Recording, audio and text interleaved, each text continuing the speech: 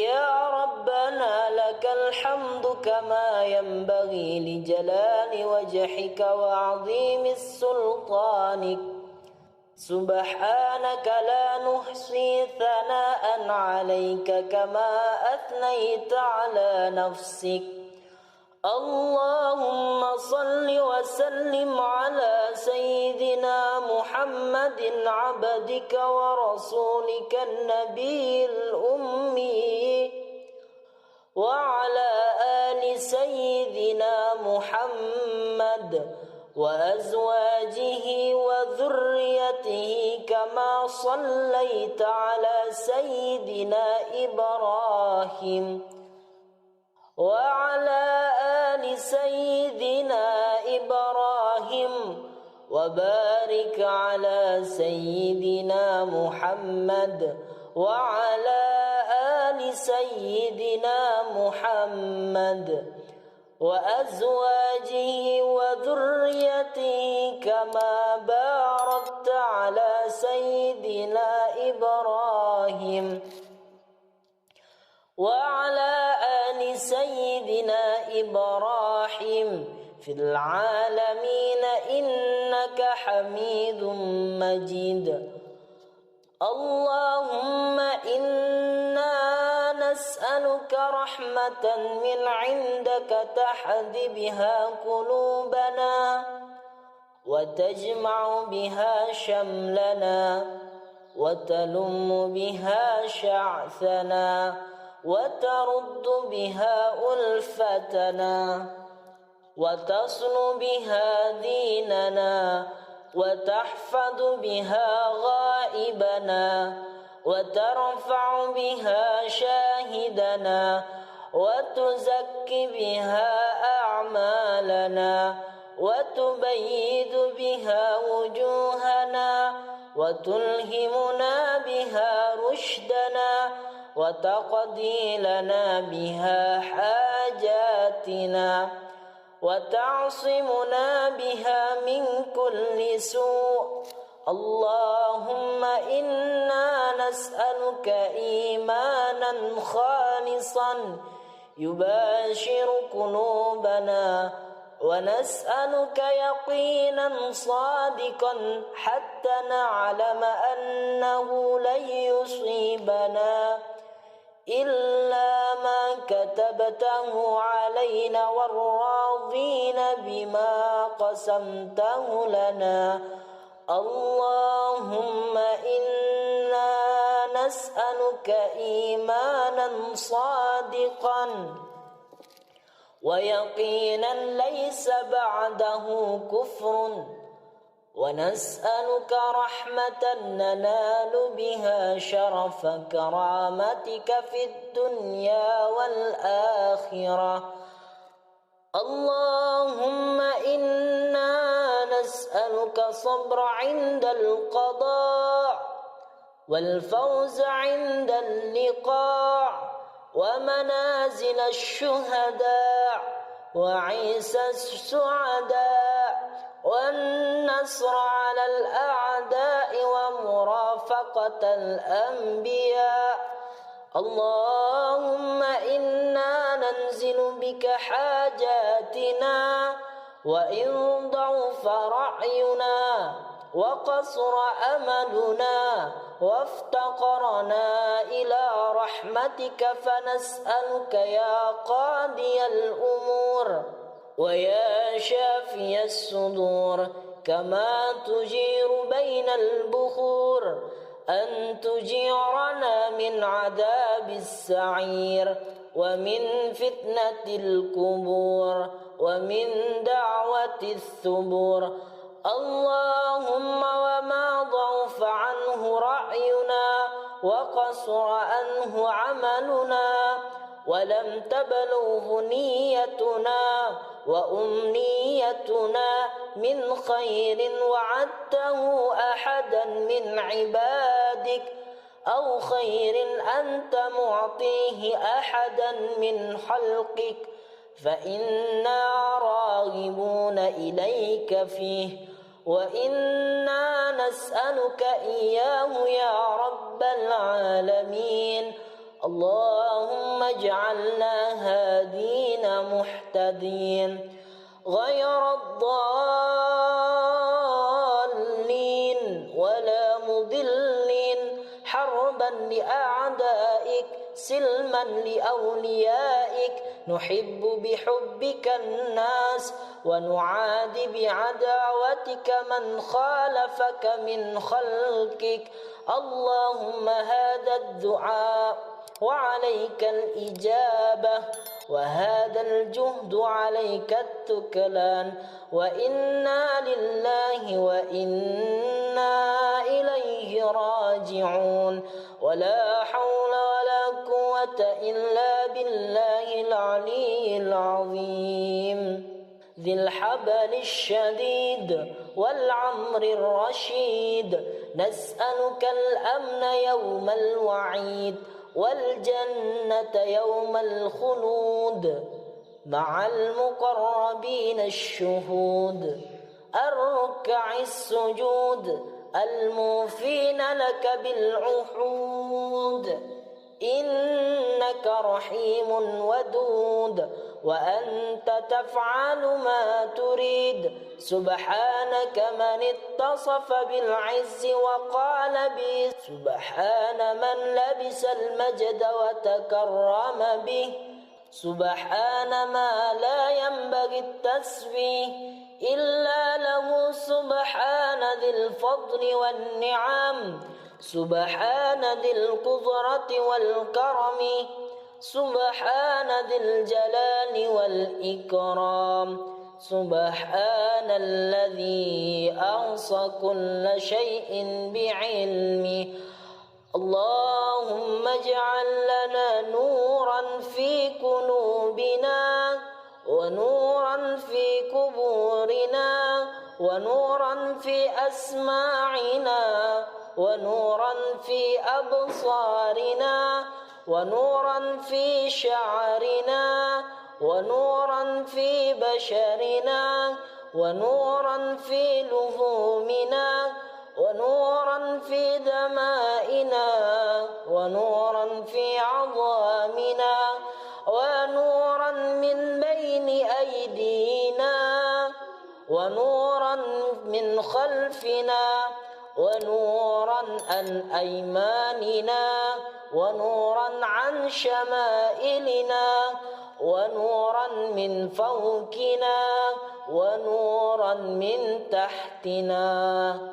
اللهم زدنا نورا واعطنا نورا أعظم نور واجعل لنا نورا برحمتك يا أرحم الراحمين وصلى الله على سيدنا محمد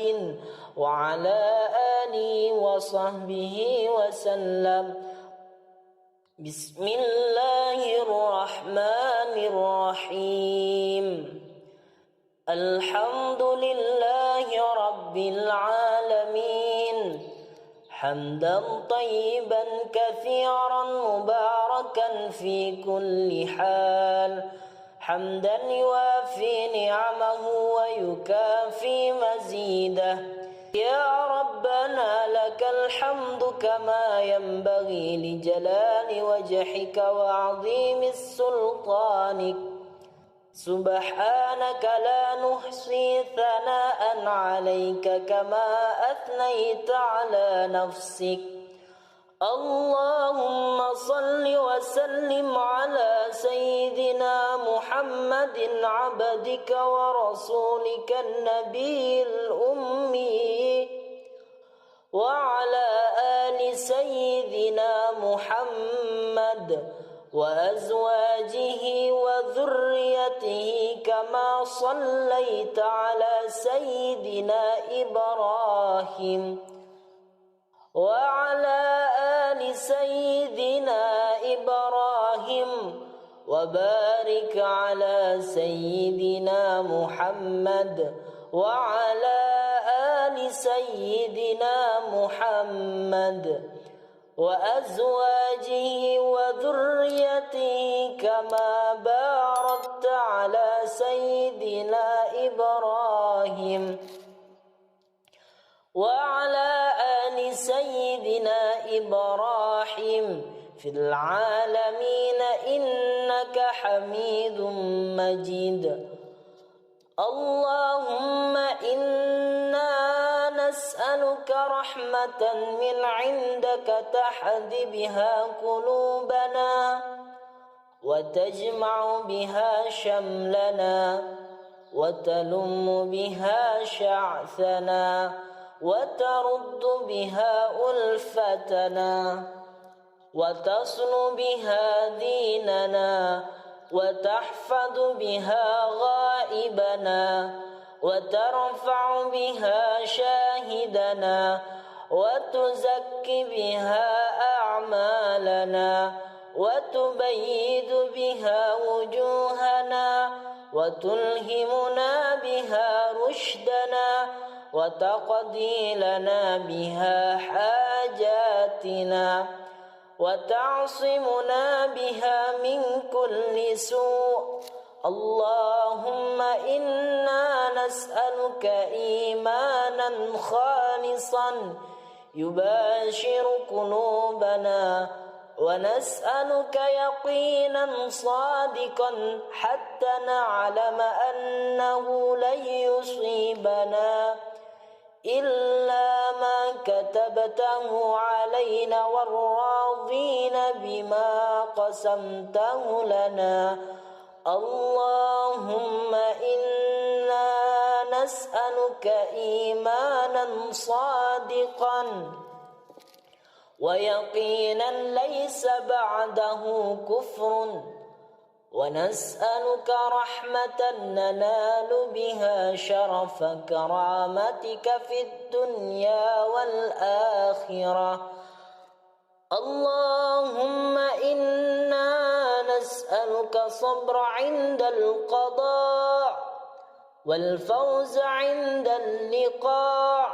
ومنازل الشهداء وعيسى السعداء والنصر على الأعداء ومرافقة الأنبياء. اللهم إنا ننزل بك حاجاتنا وإن ضعف رأينا وقصر أملنا وافتقرنا إلى رحمتك فنسألك يا قاضي الأمور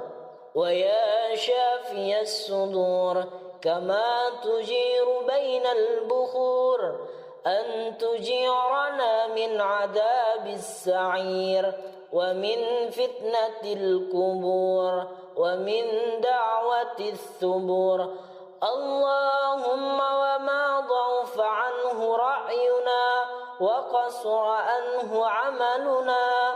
ولم تبلغه نيتنا وأمنيتنا من خير وعدته أحدا من عبادك أو خير أنت معطيه أحدا من خلقك فإنا راغبون إليك فيه وإنا نسألك إياه يا رب العالمين. اللهم اجعلنا هادين محتدين غير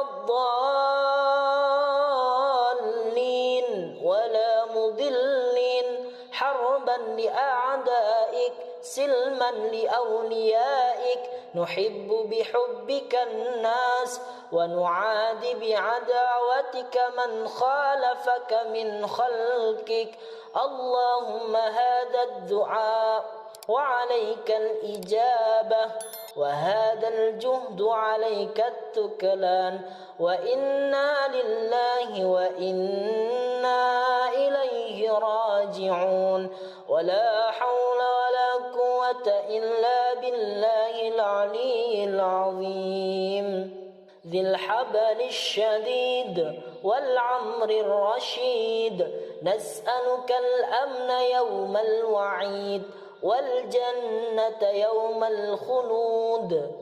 مع المقربين الشهود الركع السجود الموفين لك بالعهود. إنك رحيم ودود وأنت تفعل ما تريد سبحانك من اتصف بالعز وقال به سبحان من لبس المجد وتكرم به سبحان ما لا ينبغي التسبيح إلا له سبحان ذي الفضل والنعم سبحان ذي القدرة والكرم سبحان ذي الجلال والإكرام سبحان الذي أحصى كل شيء بعلمه اللهم اجعل لنا نورا في قلوبنا ونورا في قبورنا ونورا في أسماعنا ونورا في أبصارنا ونورا في شعرنا ونورا في بشرنا ونورا في لحومنا ونورا في دمائنا ونورا في عظامنا ونورا من بين أيدينا ونورا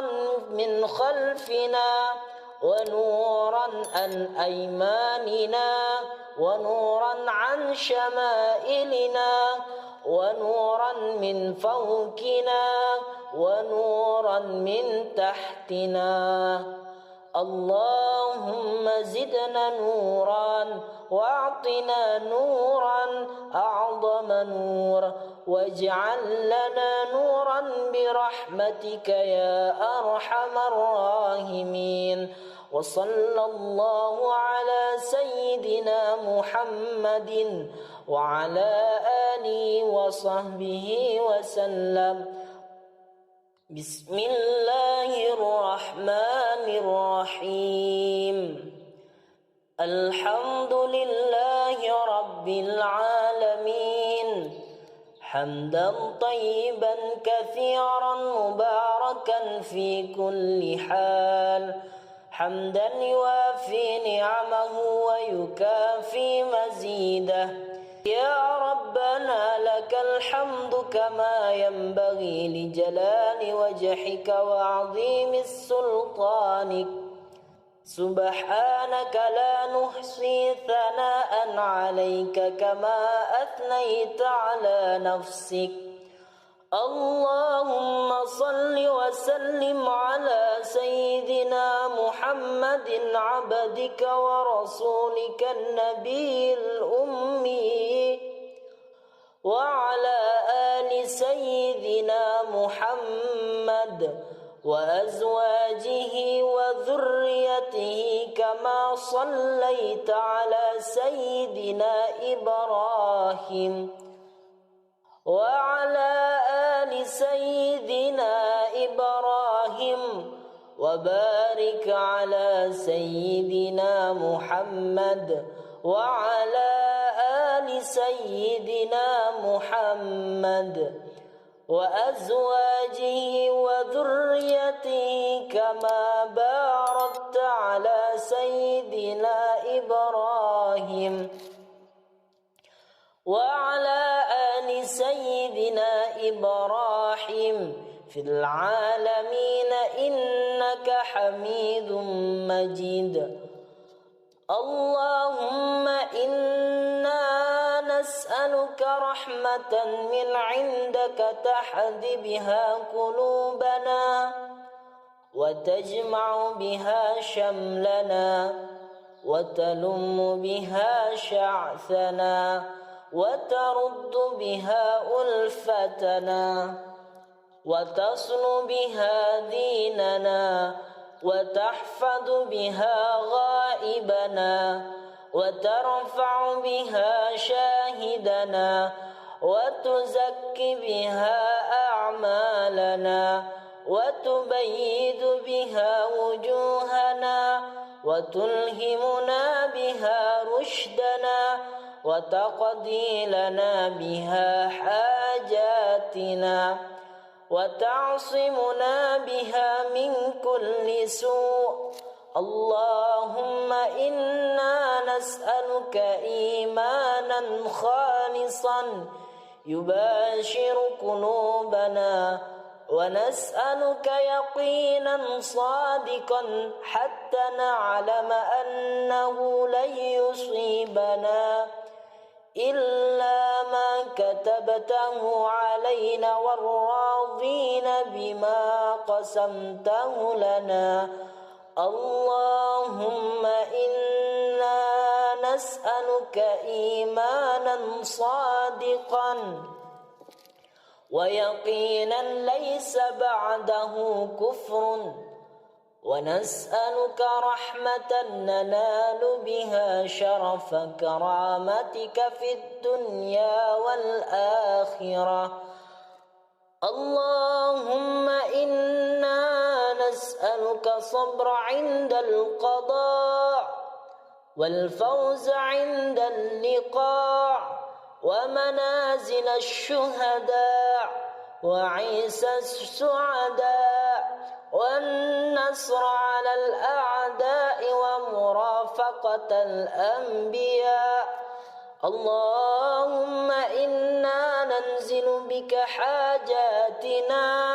وإن ضعف رأينا وقصر أملنا وافتقرنا إلى رحمتك، فنسألك يا قاضي الأمور ويا شافي الصدور، كما تجير بين البخور، أن تجيرنا من عذاب السعير، ومن فتنة القبور، ومن دعوة الثبور.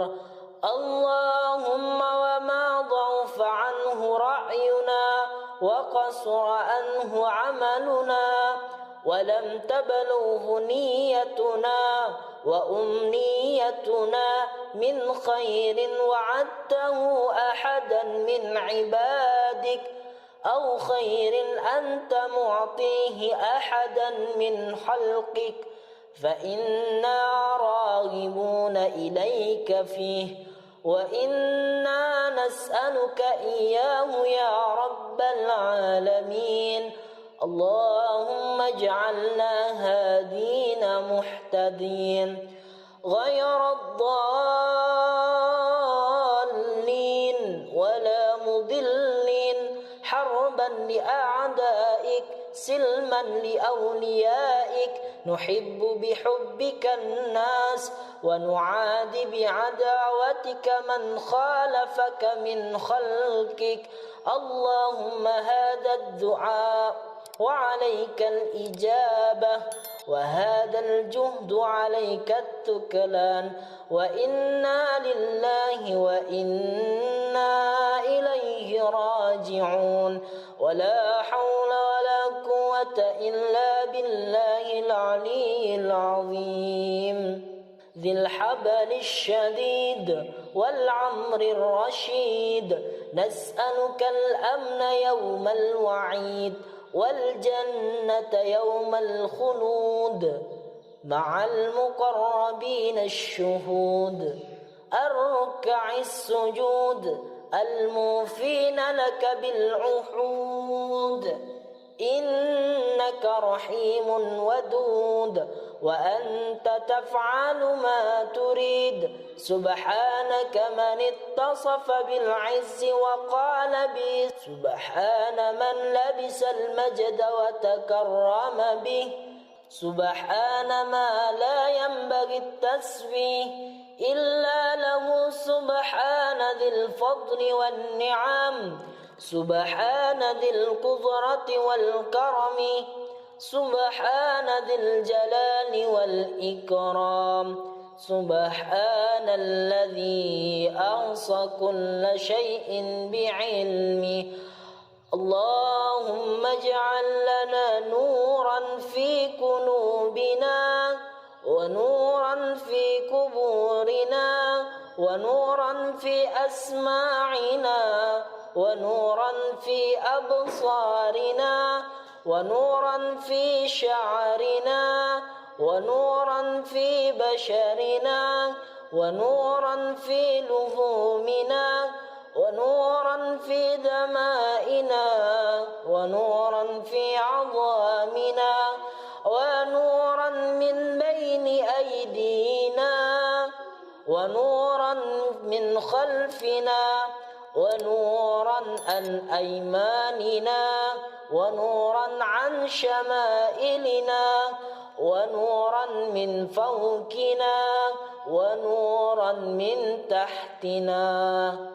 اللهم زدنا نورا واعطنا نورا أعظم نور واجعل لنا نورا برحمتك يا أرحم الراحمين وصلى الله على سيدنا محمد وعلى آله وصحبه وسلم بسم الله الرحمن الرحيم الحمد لله رب العالمين حمدا طيبا كثيرا مباركا في كل حال حمدا يوافي نعمه ويكافي مزيده يا ربنا لك الحمد كما ينبغي لجلال وجهك وعظيم سلطانك سبحانك لا نحصي ثناء عليك كما أثنيت على نفسك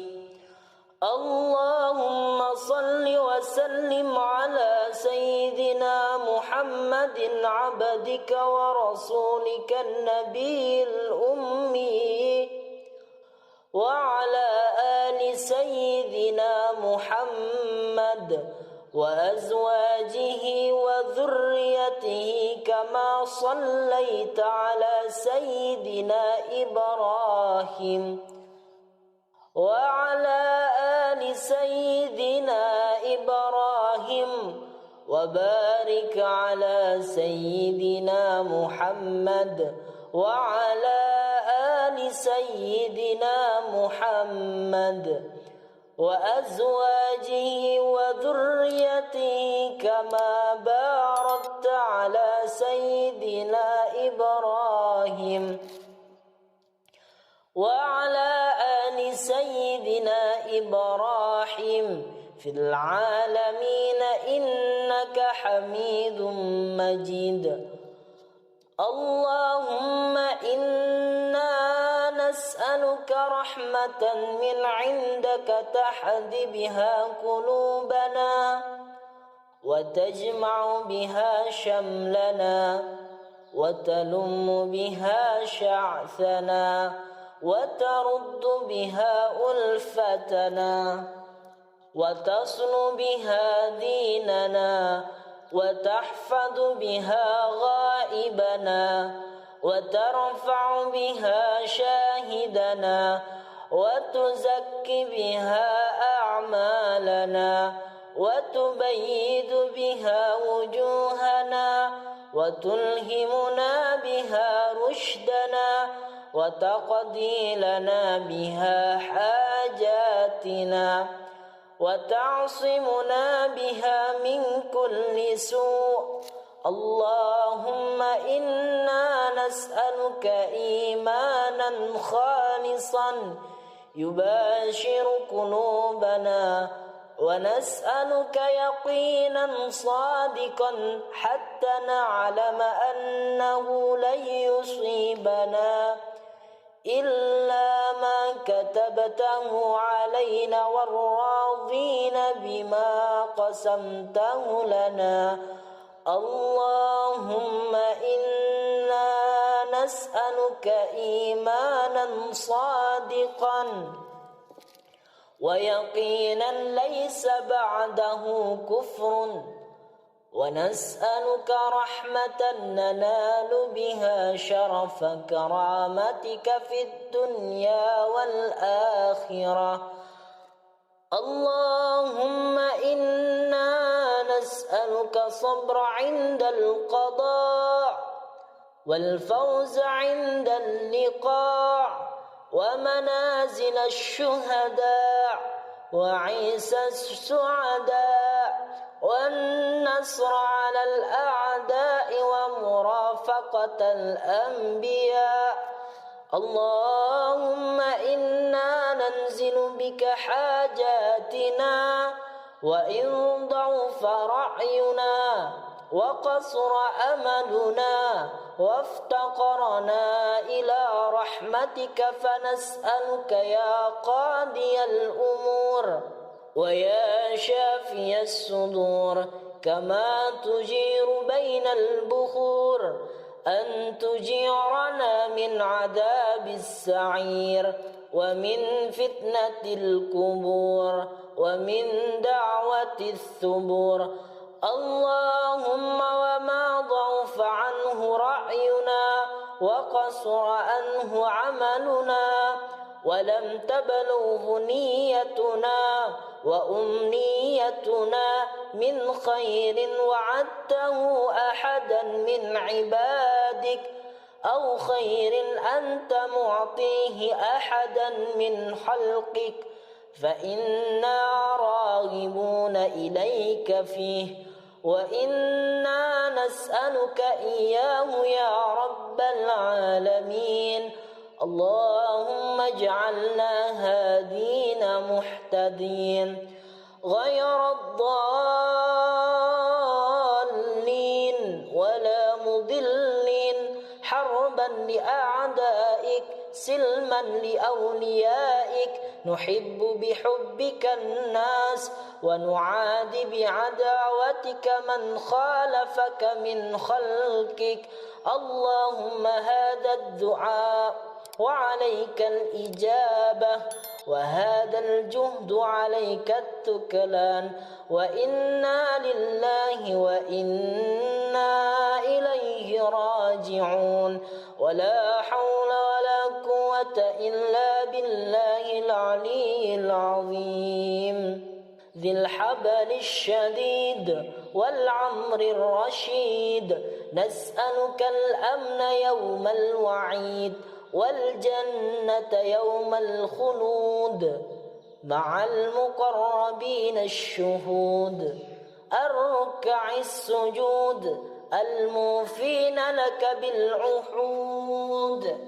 إنك رحيم ودود وأنت تفعل ما تريد. سبحانك من اتصف بالعز وقال به سبحان من لبس المجد وتكرم به. سبحان ما لا ينبغي التسبيح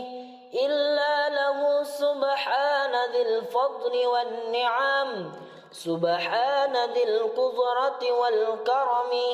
سبحان ذي الجلال والإكرام.